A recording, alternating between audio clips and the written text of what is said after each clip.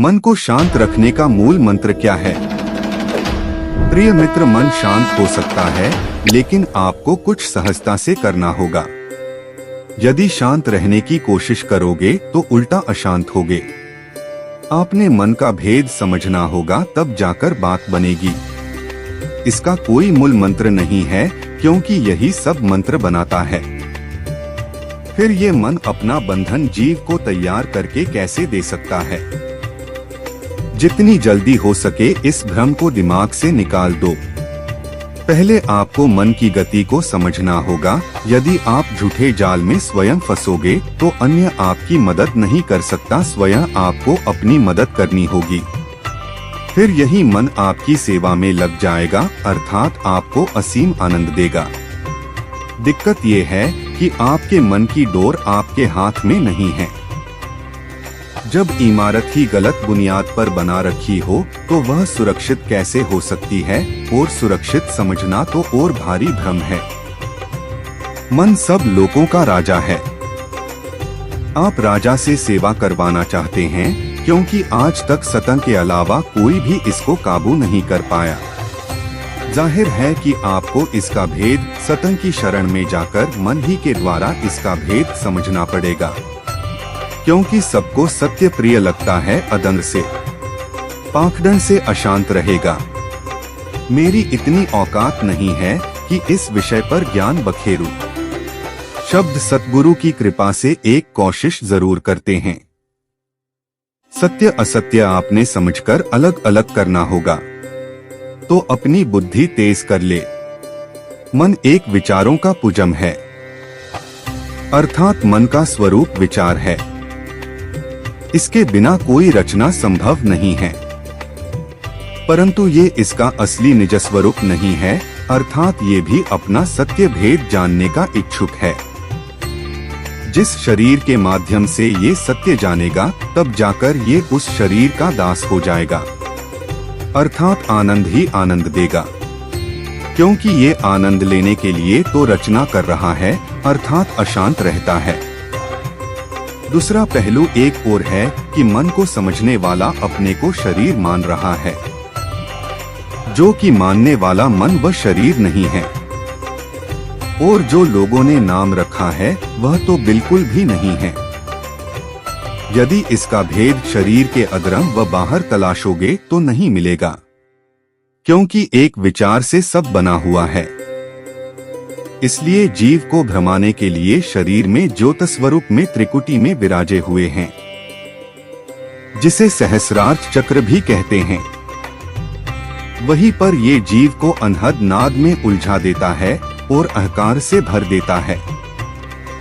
फिर ये शरीर में विचार होते हुए भी साकार नहीं होता, अर्थात अकर्ता बना बैठा है, क्योंकि विचार प्रकट होने से पहले ही बदल देता है।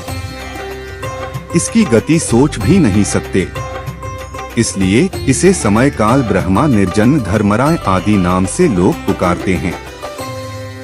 जीव इसको शरीर के अदरन से व बाहर से ही जानने की कोशिश करता है।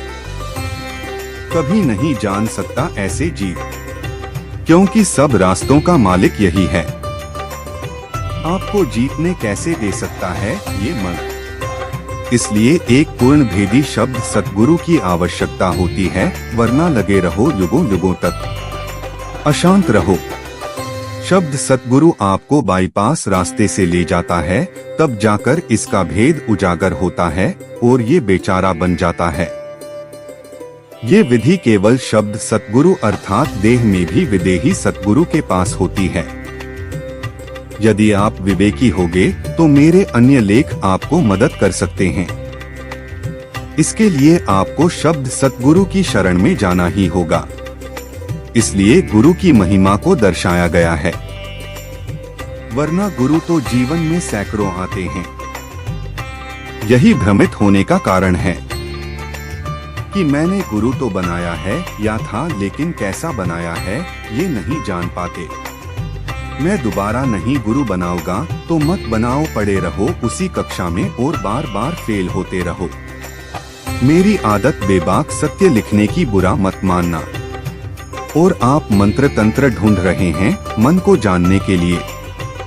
काबू करना तो दूर है, पर ये पल का काम भी हो सकता है एक पूर्ण भेदी सतगुरु के सानिध्य में रहकर। ज्यादा जानकारी के लिए फॉलो करें। परेशान मन को शांत करने का बहुत सरल तरीका है। आप खुद से सवाल करिए कि क्या मैं मन हूँ, क्या मैं शरीर हूँ, आखिर में कौन परेशान कौन हो रहा है? क्या शरीर हो रहा है परेशान, या मन हो रहा है, या आत्मा हो रही है परेशान? कौन हो रहा है? आत्मा तो कभी परेशान होती नहीं। आत्मा तो अजर अमर अविनाशी है, सुख दुख से परे है। यह तो निर्लेप है, इस पर तो किसी चीज का लेप होता नहीं है। शरीर 5 तत्वों का एलिमेंट्स है, इंस्ट्रूमेंट है, यह तो कभी दुखी होता नहीं है। जल धरती अग्नि वायु आकाश, यह तो कभी दुखी होता नहीं है। मन एक मेमोरी है, खाली मेमोरी, यह तो कभी दुखी होता नहीं है। आखिर कौन दुखी हो रहा है? बड़े शांत बैठकर विचार करिए कि आखिर दुखी हो कौन रहा है। पूछिए खुद से, क्वेश्चन करिए, प्रश्न करिए, आखिर कौन दुखी हो रहा है? कौन परेशान हो रहा है? किसको शांत करना है? शरीर को शांत करना है, आत्मा को शांत करना है, मन जो मेमोरी है इसको शांत करना है। किसको शांत करना है?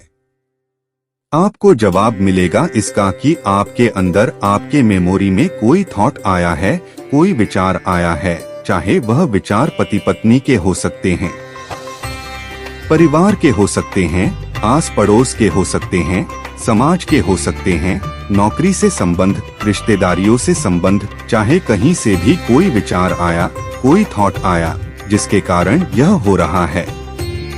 उस विचार को छोड़ दीजिए, ध्यान कहीं और लगा लीजिए। आपके पास 2 रास्ते हैं, या तो आप कहीं और ध्यान लगाइए या उसे हमेशा के लिए डिलीट मार दीजिए, क्योंकि थॉट आप नहीं है। आप तो एक आत्मा है और शरीर मेमोरी तो आपके इंस्ट्रूमेंट है, यह कोई गलती करते नहीं है। आप आत्मा कभी परेशान होते नहीं हैं। फिर परेशान हो कौन रहा है?